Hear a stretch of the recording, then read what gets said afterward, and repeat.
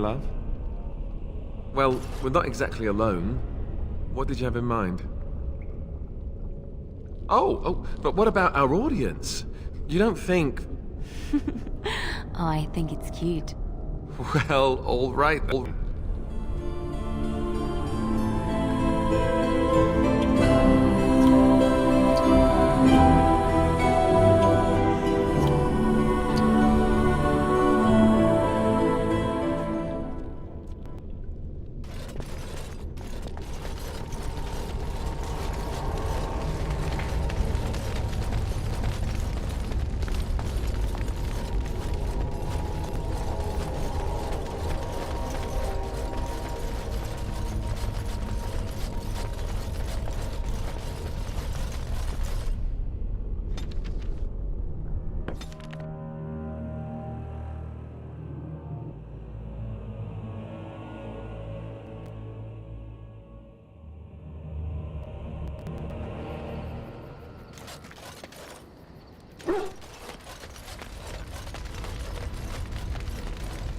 Oh, hello. Is there something you wanted to talk about?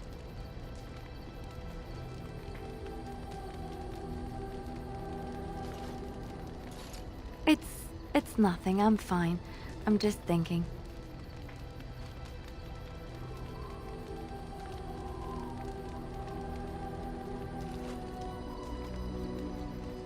I can't get what happened out of my head. I'd been in Lothering for years, and she still thought I was plotting against her. She didn't trust me. Maybe she never did. She loved me when she could use me and control me. And now that she can't, she wants me dead. It hurts to realize that I never really knew her.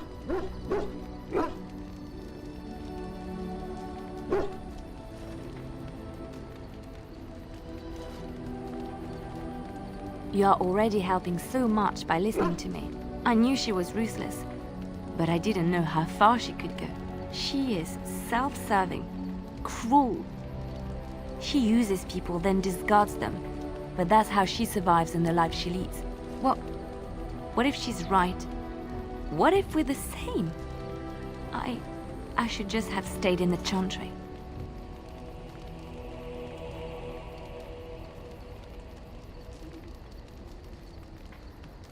I could have been wrong about the Maker. I know you doubt me sometimes. Maybe you're right. Maybe I just tell myself he's there to console myself, to know there's someone watching out for me, to know I'm not alone.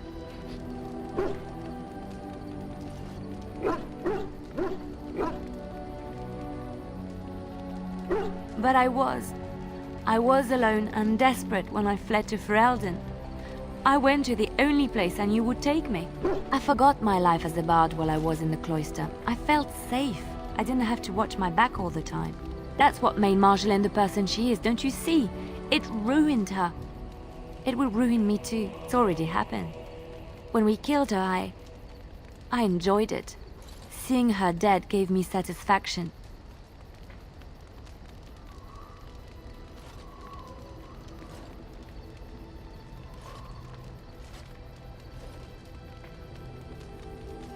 But that is no reason to rejoice over her death. That is what she would do. I don't want that. What we're doing, what we've done, hunted men down, killed them. Part of me loves it. It invigorates me, and this scares me. I feel myself slipping.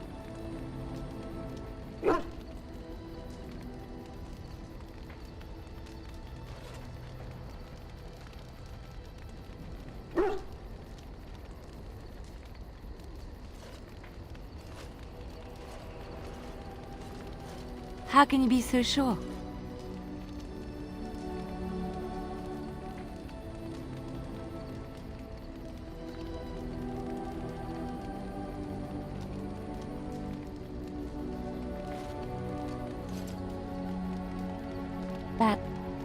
That is true. I can always trust you to show me things from a different perspective. I would like to be alone for now. I have many things to consider. Thank you for listening to me.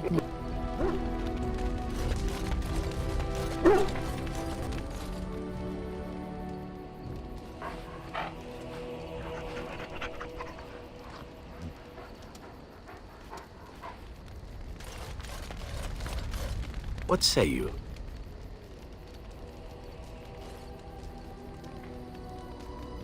Not everyone, but a beautiful woman like yourself. Why not? I'm sure you draw many stares from men and even other women.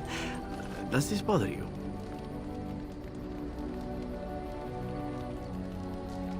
Then I shall keep that in mind. And perhaps even redouble my efforts.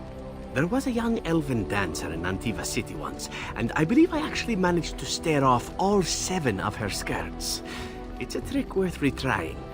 Now that that is out of the way, perhaps we should move on. With you in front, of course. What is your desire?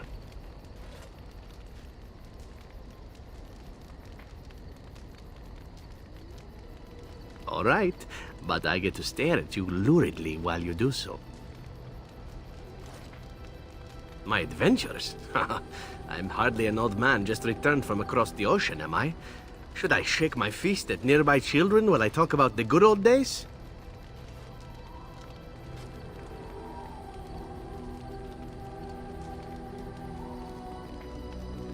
You mean you want to hear about the grueling training?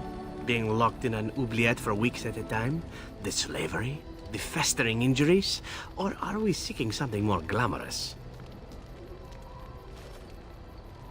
Well, that should be easy enough, I think. Let's see, my second mission ever for the Crows was a bit intriguing. I was sent to kill a mage who had been meddling in politics.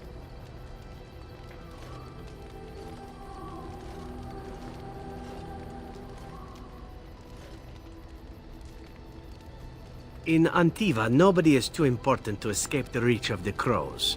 They've killed kings and queens. That is simply how it is. As it turned out, the mage in question was quite a delightful young woman. Long, divine legs, as I recall. I caught her in a carriage on her way to escape to the provinces. After I killed her guard, she got down on her hands and knees and begged for her life. Rather aptly, I might add. So I joined her in the carriage for the night and left the next morning.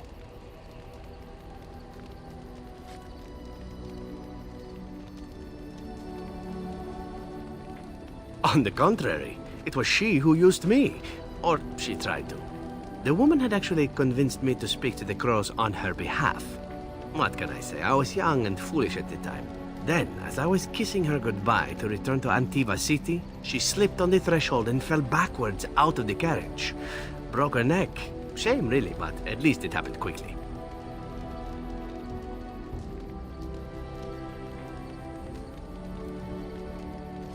Then I found out that she had told the driver to take her to Janellen instead.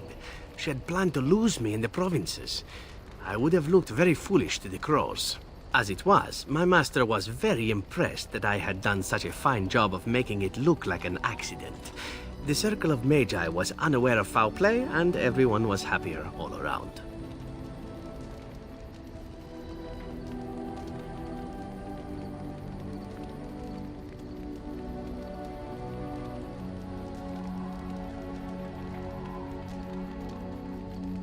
Like being spared by a benevolent mark who then helps me escape from the Crows? Yes, it does seem to happen now and again, doesn't it? It was after that when I learned that one needn't let a pretty face go to your head. Professionalism was key. That's my moral of the day, you see.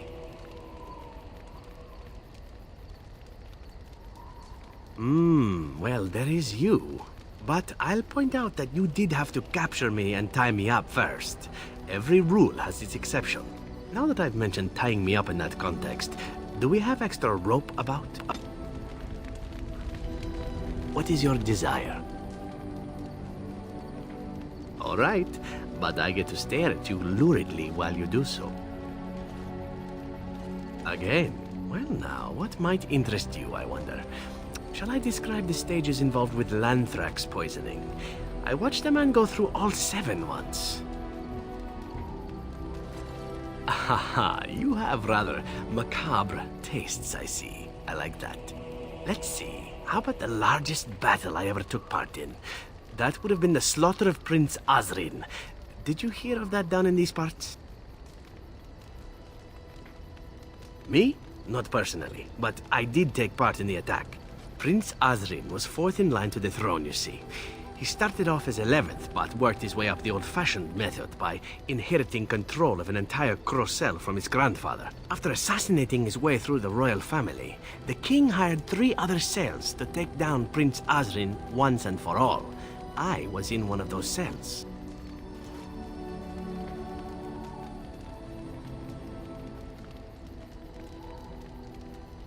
Antivan royalty is very much bound up in the crows. You wouldn't want it run by a bunch of commoners, after all, would you? And this means they get involved in politics quite often. This particular fight nearly bankrupted the nation, I understand. It almost ended up putting a crow on the throne, a commoner. But that's a whole different story. I played a very small part.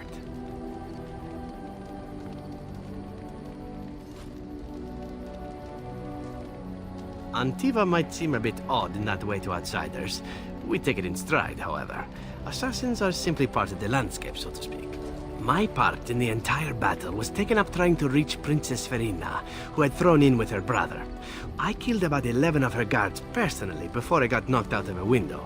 I landed in a river and nearly drowned. I was fished out by some urchins who robbed me blind. Made off with my boots, too. At least they didn't cut my throat. And that was my part in history.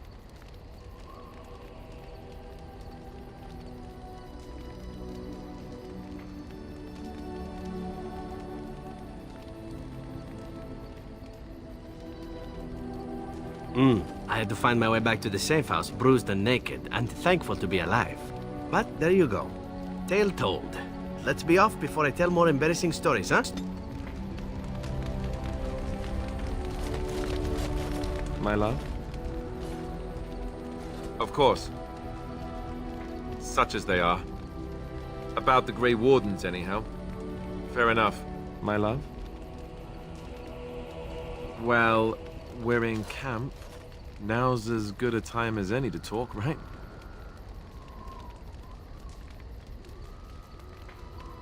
Wow. You don't hold back on the hard questions, huh? I don't know where this is going. We have the Blight to think of first, don't we? Everything else just seems so distant.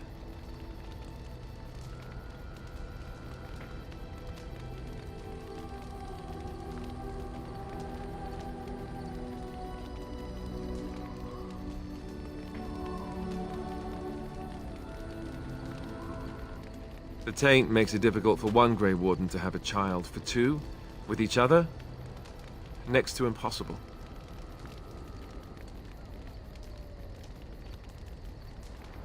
But maybe the future doesn't have to involve children, or marriage, or anything. I care about you so much, but maybe you're right. Maybe we don't have a future.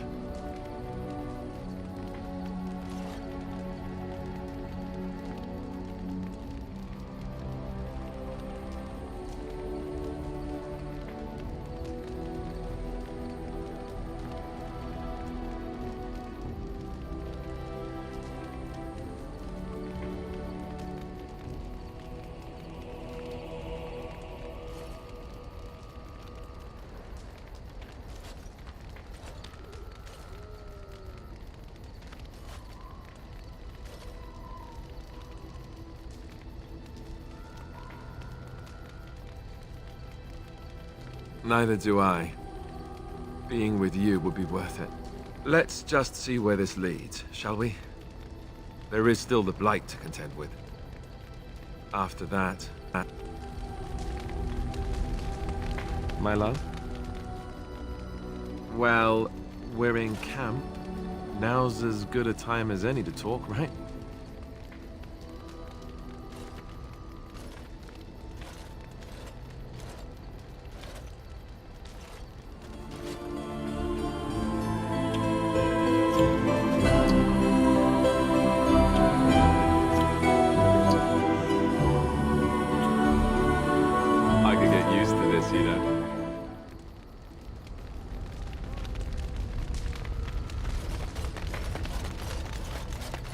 What's on your mind?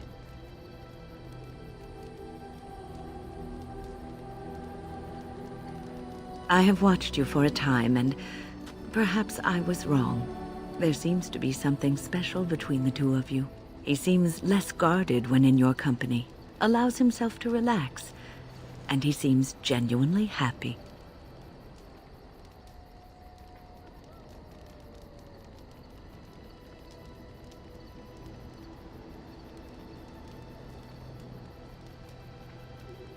I think I was too harsh in my judgment before, and I am sorry.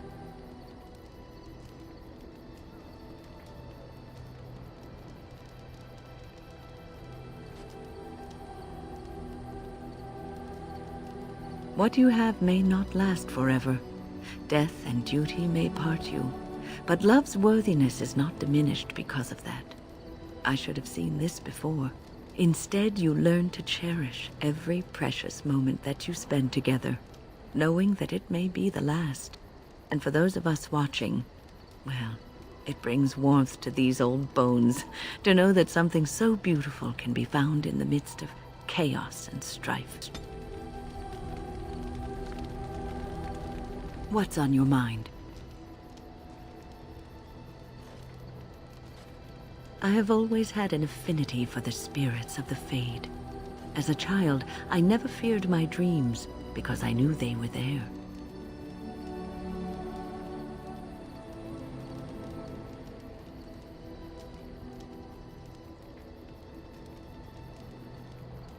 I could sense the demons, too, and their presence frightened me. It was the kindly spirits of the Fade that took the fear from me. I've always been able to feel the spirits, even if I never saw them. And as I nurtured my talent in the circle, I became more sensitive. I began to notice every time I was in the Fade, whether it was in a dream or in magical practice, that I was being watched.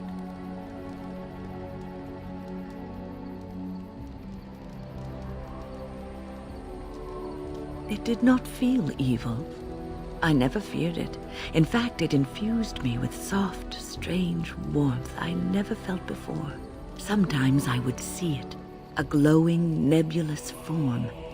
Most times I would just feel its presence, gentle and comforting, but somehow alien. I think it is a spirit of faith. They have never been seen before, and perhaps I am wrong. But something tells me I'm not. It always felt like the same entity. This one spirit was curious about me, and was guarding me, for want of a better word.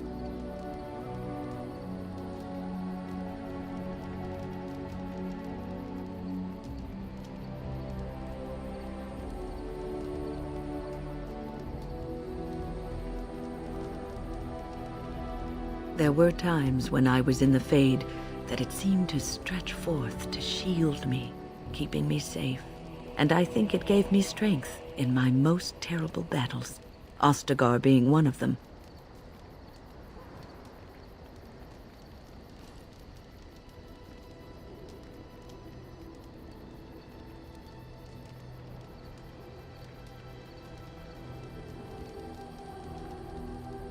I don't know why I was chosen.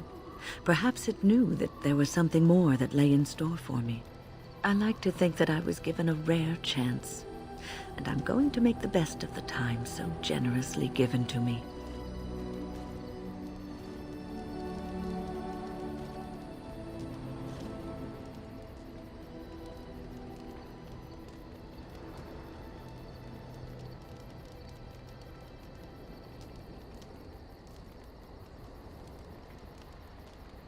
I will not lie motionless in a bed with coverlets up to my chin, waiting for death to claim me. That is not the death for me. And so I will fight alongside the Grey Warden, and help prepare her for the task that is yet before her. So you had better listen to me, because I swear, if I should fall before the end and you don't seem to be doing things properly, I'll get up again to give you a good finger-wagging.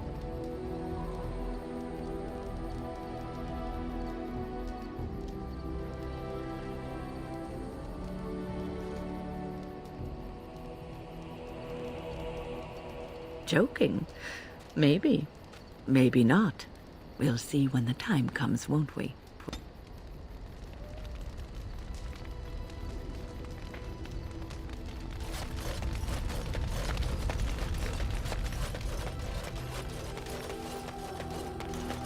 there's anything I can do for you, please, please tell me. I'm sure you'll be pleased with the goods my boy and I have collected, and with your discount.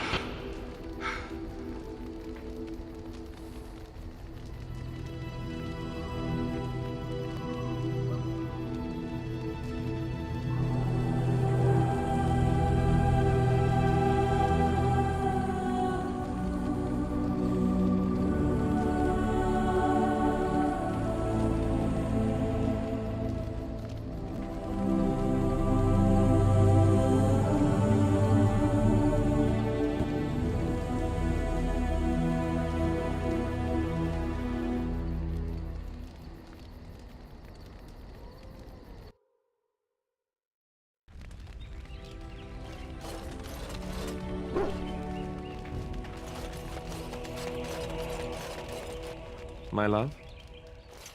Well, we're in camp. Now's as good a time as any to talk, right?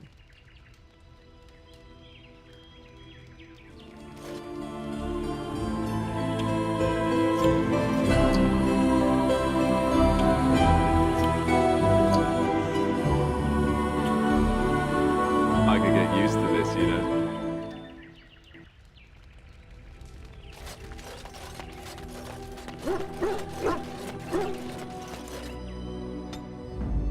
Yes. Yes. Indeed. Blood and damnation. Yes.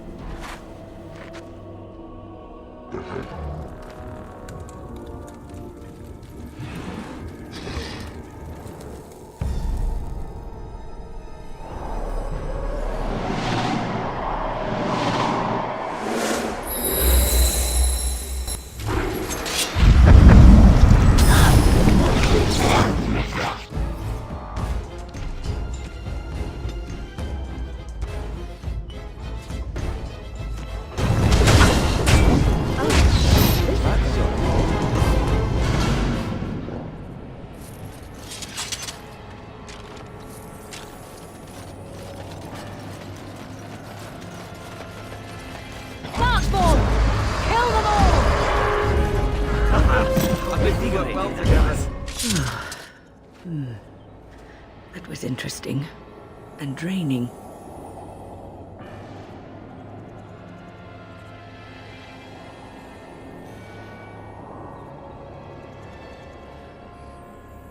I didn't know I could either.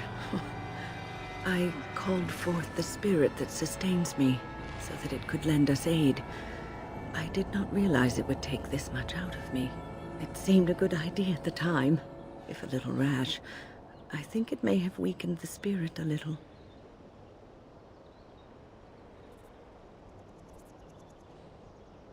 Well, that's certainly conceivable. I suppose I shouldn't be using that particular trick to entertain children at parties.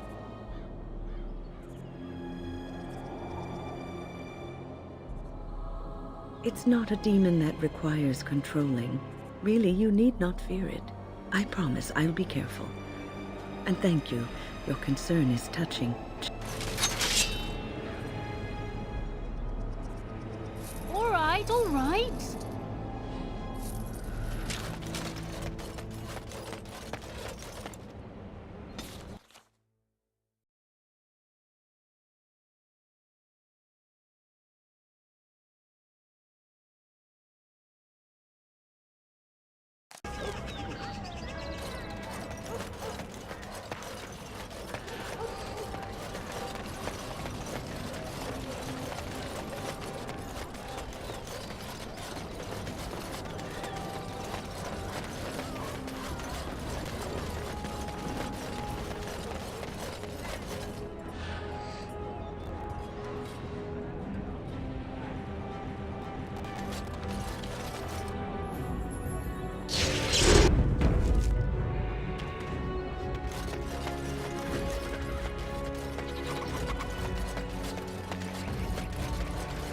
Dwarven crafts. Fine dwarven craft. Direct from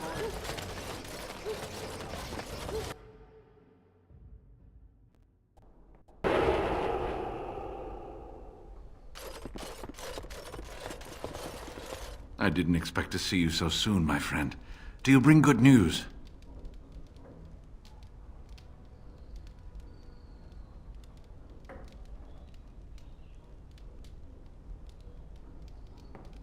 Is that? Oh, There's some dust on... No, that's not dust. Oh, Maker, I'm not worthy to look upon. What was it like, coming to the urn, I mean?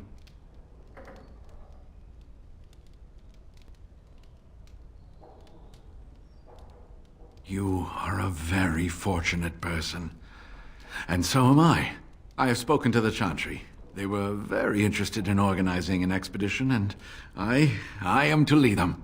We are to study the temple and open the way for pilgrims. Isn't it exciting?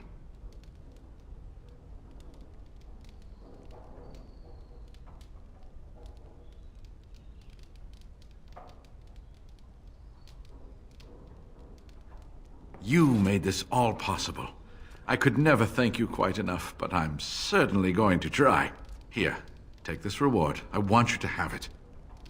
It will certainly do more good in your hands than lying around in this dusty house, eh? And if I can ask, have you gone to see the Arl? I have heard no news.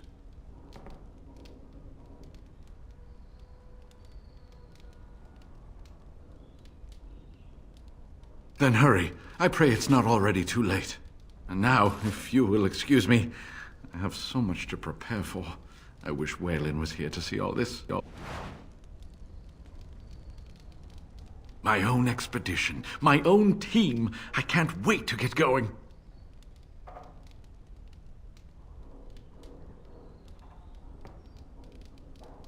Oh, so much preparation. I have to gather the right team, the right equipment. And with this blight and the trouble in Denerim, the Chantry simply cannot spare any Templars. I'm afraid I will have to wait until all this is over. This is where you come in, yes? No, I haven't been able to go back. I am rereading all the books and manuscripts, though. Having been there, some cryptic passages are finally making sense. He would be as excited as I. Such childlike enthusiasm, that boy. Anything I do from now on, anything I discover, I shall dedicate in his memory.